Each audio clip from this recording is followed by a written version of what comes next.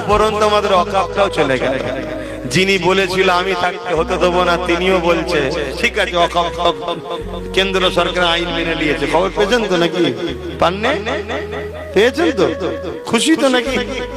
মসজিদ চলে যাবে মা, তাতে কি যায় আসে? আপনারা তো ঠিক পাবেন, ভাতা ভাতা পাবেন, ভান্ডার পাবেন, আপনাদের অসুবিধা কি আছে? খুশি তো নাকি? আজকে মুখে কথা আছে সব। তো যাক, আব্বাস সিদ্দিকী খারাপ মানুষ, কি আর বলবো। আমি 8 বছর ধরে বলছি চলে যাচ্ছে চলে যাচ্ছে চলে যাচ্ছে চলে যাচ্ছে। এর উপায় নেই। এ যদি তোমার হয়ে লড়াই করতে যায়, এদের দুষ্টি সমেত সব জেলে ঢুকিয়ে দেবে। এদের যা দুর্নীতির খবর ওদের কাছে আছে। আতে বলেছে বড় দেবো যাবো দেখবি ভাইপোকে তুললো এক্ষুনি। অমনি বলছে ঠিক আছে আমিও চালু করছিলাম, যান মরবো তো তুমি আমি, ওর কি যায় আসে? ও যদি আমাদের দরদি হতো তাহলে তো বলতো লড়াই কর আমি পিছনে আছি। যেমন পাঞ্জাব সরকার কৃষকদের বলেছিল লড়াই কর আমি আছি, জানেন তো?